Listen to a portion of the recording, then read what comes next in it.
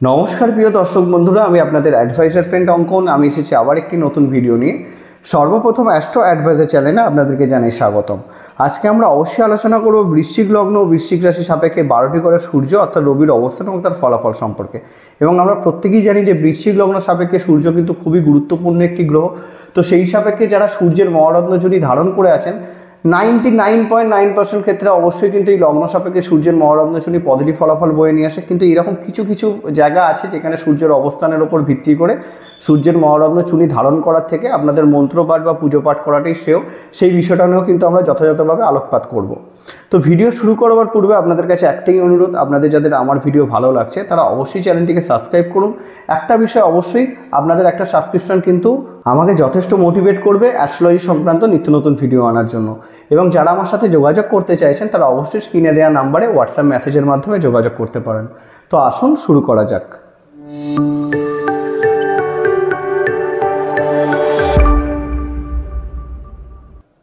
তো সর্বপ্রথম বিষয় আমরা দেখতে পাচ্ছি এটি একটি বৃশ্চিক লগ্নের জন্মকুষ্ঠী। তো বৃশ্চিক লগ্নের অধিপতি অবশ্যই মঙ্গল, এটা আমরা প্রত্যেকেই জানি। তো আমাদের যে সূর্যের অবস্থান নিয়ে আলোচনাটা হবে, যারা বৃশ্চিক লগ্ন এবং বৃশ্চিক রাশি তারা উভয়ে শুনতে পারেন।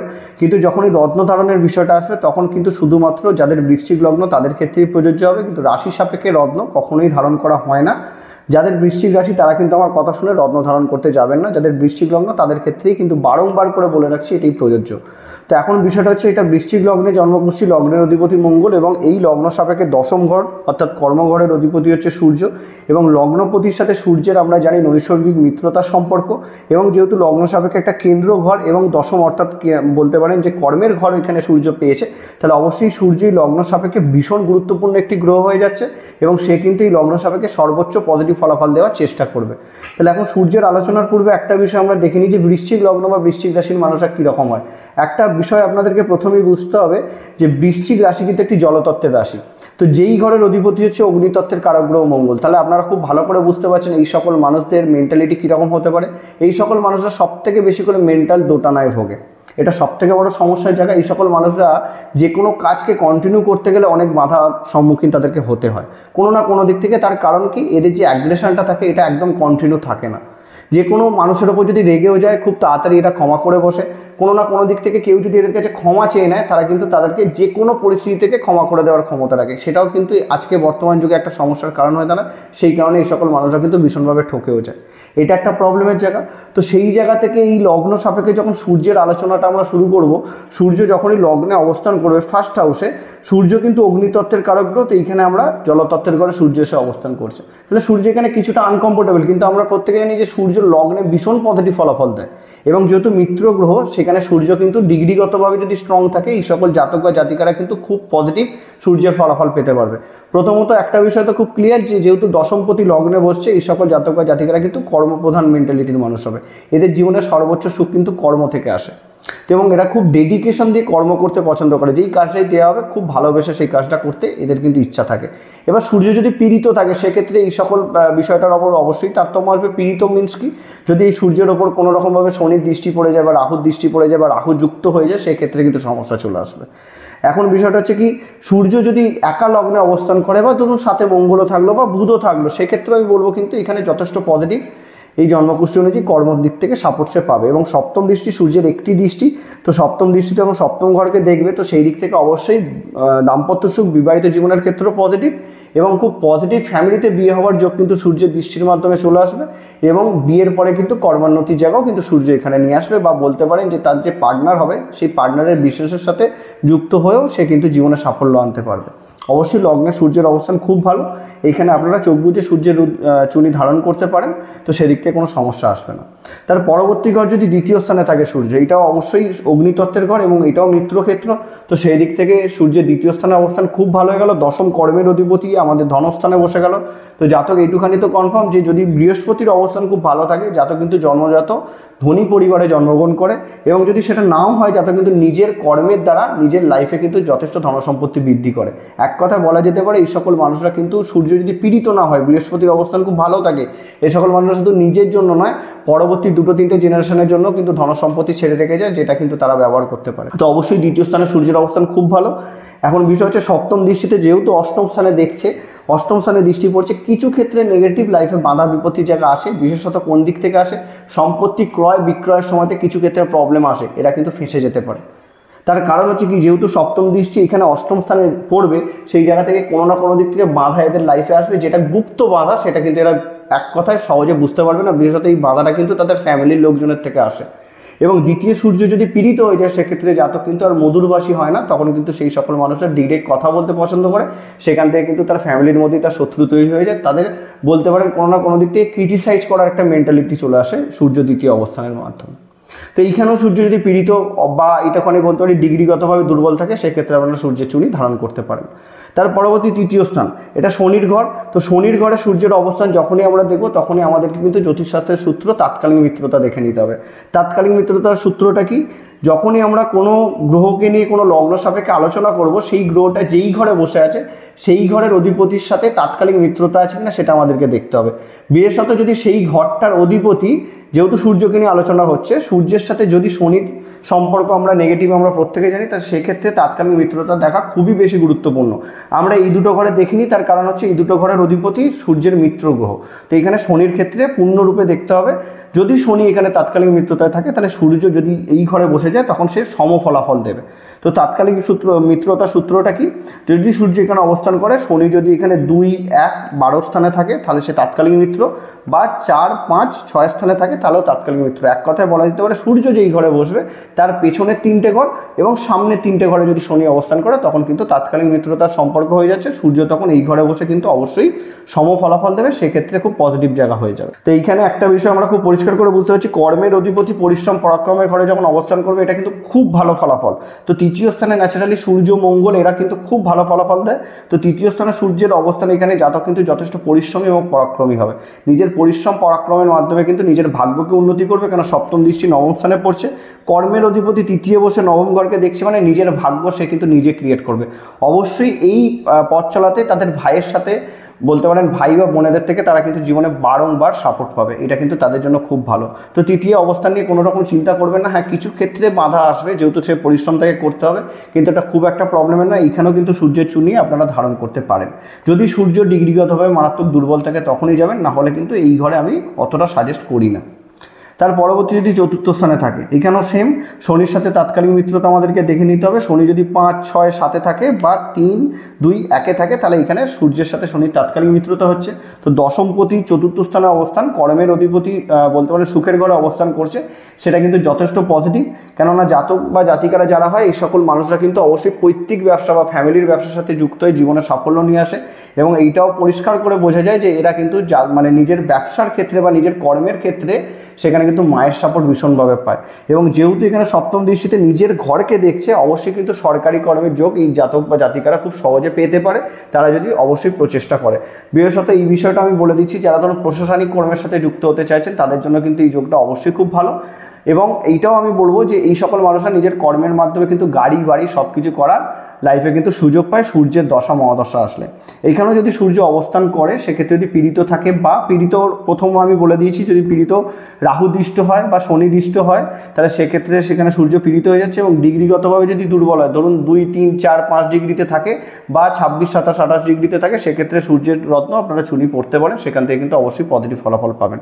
নিজের কর্ম এবং নিজের সুখ, সেই দুটো ক্ষেত্রেই কিন্তু সূর্য এখানে পজিটিভ ফলাফল দেবে। তার পরবর্তী যদি পঞ্চম স্থানকে দেখি, এখানে আমাদের অবশ্যই এডুকেশনের ঘর।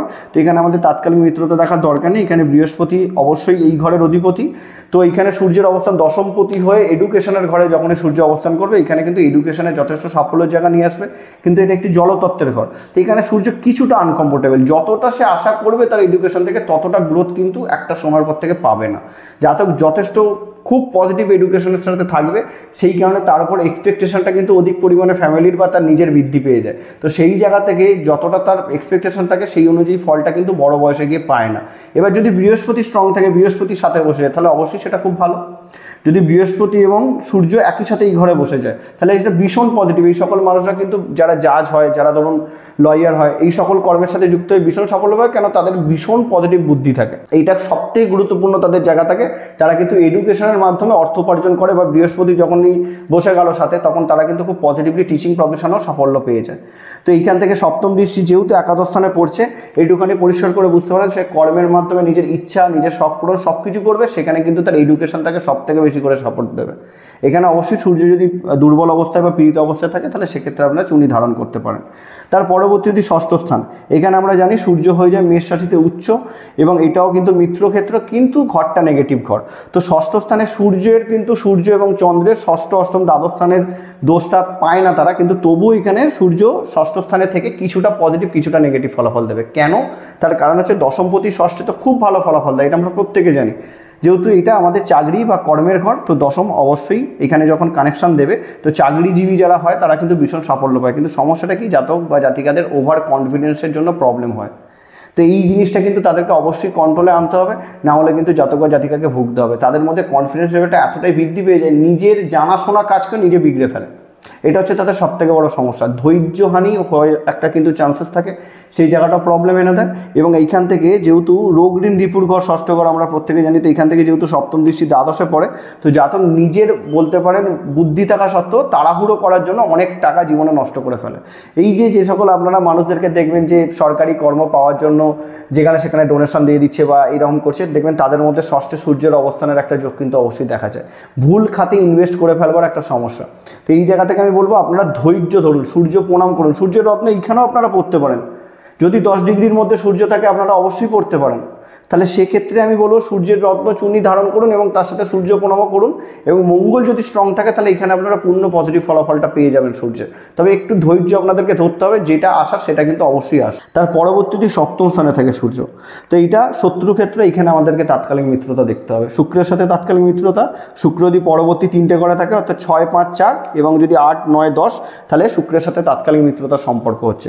কিন্তু সপ্তম স্থানে সূর্যের অবস্থান যেহেতু সে শত্রু ক্ষেত্রে বসে আছে, শুক্রের সাথে তাৎকালিক মিত্রতাকে অবশ্যই পজিটিভ ফলাফল দেবে। কিন্তু একটা বিষয় খুব কনফার্ম, যে দাম্পত্য সুখের ক্ষেত্রে কিন্তু সূর্যের এই অবস্থান বাধা দিয়ে দেবে। কারণ শুক্রের ঘরে সূর্য খুব একটা কমফোর্টেবল হয় না, যেহেতু এইখানে এই ঘরে নিচস্থ আমরা প্রত্যেকে জানি। তো এই ঘরটাতে যখন সূর্য অবস্থান করবে সেক্ষেত্রে কিছুটা আনকমফোর্টেবল অবশ্যই দিয়ে দেবে দাম্পত্য সুখের ক্ষেত্রে। কিন্তু জাতক যদি ব্যবসা সাথে যুক্ত হয় অবশ্যই কিন্তু সেখানে তার সাফল্যের জায়গা থাকবে।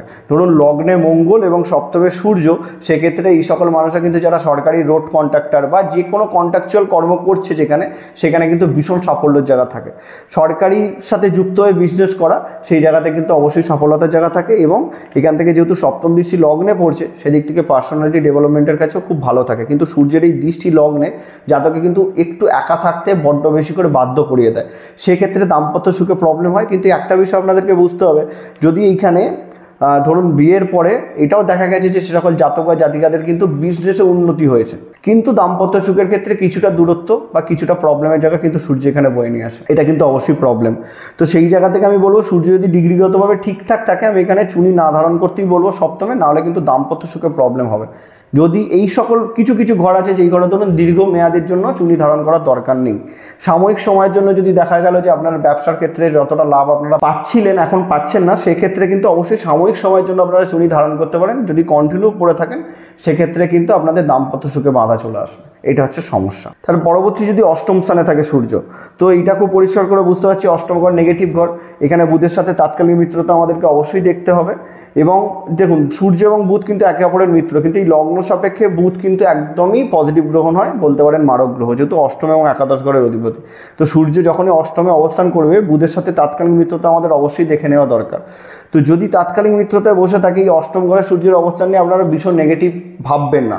একটা সময় অবধি জাতকের লাইফে ভীষণ সংঘর্ষ থাকবে, যেহেতু দশমপতি অষ্টমে বসে আছে, বা বলতে পারেন তাদের লাইফে ভীষণ বাধা আসবে। সূর্য যদি পীড়িত থাকে এই বাধাটা সারা জীবন থাকবে। যদি সূর্য পীড়িত না থাকে, ডিগ্রিগতভাবে ঠিকঠাক থাকে, তাহলে এই অষ্টমে সূর্যের অবস্থান কোনো না কোনো দিক থেকে জাতক বা জাতিকাকে ভীষণ উন্নতির পথে নিয়ে যায়, বিশেষত যারা রিসার্চ রিলেটেড কর্মের সাথে যুক্ত আছে। মেডিকেল ফিল্ডেও কিন্তু যথেষ্ট পজিটিভ জায়গাতে নিয়ে যায়। একটা সময় অবধি আমি এখানে এই বিষয়টা খুব ক্লিয়ারলি দেখেছি, এদের কিন্তু সংঘর্ষ করতে হয়, নিজেরা কিছু করতে পারে না, কিন্তু মানুষকে যে অ্যাডভাইসটা দেয় তারা কিন্তু সেই অ্যাডভাইস ফলো করে জীবনে ভীষণ উন্নতি করতে পারে, কিন্তু নিজের ক্ষেত্রে প্রবলেমটা ভীষণ অবস্থাতে কিন্তু থাকে। তাহলে এইখানে সূর্যের অবস্থানের ক্ষেত্রে আমি চুনি পড়ার থেকে অবশ্যই বলবো যেটা সূর্য প্রণাম করুন, সেটা আপনাদের জন্য সব থেকে বেশি করে শ্রেয় হবে। যদি সূর্য ভীষণভাবে দুর্বল থাকে 1 ডিগ্রি বা 0 ডিগ্রিতে বসে আছে, সেখানে হয়তো আপনারা তাকে পাওয়ার দেওয়ার জন্য চুনি পড়তে পারেন, কিন্তু বিশেষত আমি নাই বলবো, এখানে সূর্য প্রণাম করাটা আপনাদের জন্য বেশি শ্রেয় হবে। এবং এখান থেকে সপ্তম দৃষ্টি যখনই দ্বিতীয় স্থানে পড়বে, যেখানে ফ্যামিলির সাপোর্ট তারা অনেকাংশে পাবে না, তারা রিস্ক নিতে চাইবে। যখনই সে দশমপতি অষ্টমে যাবে, এরকম কিছু কারবারের চিন্তা এরা করবে, যেখানে কিন্তু এরা রিস্ক নেওয়ার একটা জায়গা আসবে, সেখানে কিন্তু ফ্যামিলি সাপোর্ট দেবে না। এটা হচ্ছে সবথেকে বড় প্রবলেমের জায়গা হয়ে যাবে। এইটাও কিন্তু তাদের লাইফে একটা সংঘর্ষপূর্ণ জায়গা। তো এখানে সূর্য প্রণাম করাটাই আমার মতামত অনুযায়ী সব থেকে ভালো হয়। তার পরবর্তীতে নবম স্থানে থাকে সূর্য, অবশ্যই দশম ঘরের অধিপতি নবম স্থানে। এখানে অবশ্যই নবমে সূর্য যথেষ্ট কারকত্ব পেয়ে যায়। তো কর্মের অধিপতি ভাগ্যের ঘরে চন্দ্রের অবস্থান অবশ্যই আমাদেরকে দেখে নিতে হবে। এই লগ্ন সাপেক্ষে চন্দ্র ভীষণ গুরুত্বপূর্ণ একটি গ্রহ, সূর্যের থেকেও গুরুত্বপূর্ণ যেহেতু ভাগ্যের অধিপতি। তো দশমপতি নবমে অবস্থান, এইটা একটা বিষয় আপনাদেরকে বুঝতে হবে, যাতে কিন্তু অবশ্যই কর্মে ভীষণ পজিটিভ হবে। যেহেতু দশমপতি নবম স্থানে বসছে, কিন্তু কিছুটা সে তো আনকমফোর্টেবল, যেহেতু জলতত্ত্বের ঘর, এখানে আপনারা পূর্ণ পজিটিভ ফলাফল পেতে কিছুটা বাধা আসবে। যদি চন্দ্রের সাথে যদি দেখা যায় তাৎকালিক মিত্রতা আছে, বা চন্দ্র যদি খুব ঠিকঠাক পজিশনে অবস্থান করে, সেক্ষেত্রে কিন্তু জাতক অবশ্যই নিজের কর্মতে উন্নতি করবে। তো বিশেষত আমি এইটাও দেখেছি যে যেহেতু দশমপতি নবম স্থানে, এই সকল মানুষরা কিন্তু যে কোনো কর্মের সাথে যখনই যুক্ত হয় হেড অফ দ্য ডিপার্টমেন্টের দিকে যায়, মানে অবশ্যই তাদের অথরিটিতে তারা থাকে, মানে তাদেরকে মান্যগণ্য করার মতো একটা তারা পজিশন লাইফে কিন্তু অবশ্যই অ্যাচিভ করে, যদি চন্দ্র স্ট্রং থাকে। এবং ভাগ্যের সাপোর্ট, পিতার সাপোর্ট, এটা কিন্তু জীবনে বারংবার পায়, সেই জায়গা থেকে খুব ভালো হয়। এবং এইখান থেকে দেখুন সপ্তম দৃষ্টি তৃতীয় ঘরে পড়ছে, এবং সেখান থেকে পরিশ্রম পরাক্রম করতে জাতক পিছু পা হয় না। তো সেই দিক থেকে অবশ্যই সাফল্যের জায়গা আসে, পরিশ্রমের মাধ্যমে তারা কিন্তু জীবনে সাফল্য নিয়ে চলে আসে। এবং এইটাও আমি বলবো, জন্মস্থান থেকে দূরে গিয়ে কর্মের যোগও কিন্তু এই সকল মানুষদের চলে আসে, কেননা দশমপতি নবম থেকে তৃতীয় ঘরকে দেখছে, ঘোরাঘুরি করে কাজ, এরকম ধরনের যারা ধরুন পুলিশ সেনা বিভাগের সাথে যুক্ত আছে, সেখানেও কিন্তু সাফল্যের জায়গা অবশ্যই চলে আসে। এইখানেও আপনারা কিন্তু চুনি ধারণ করতে পারেন।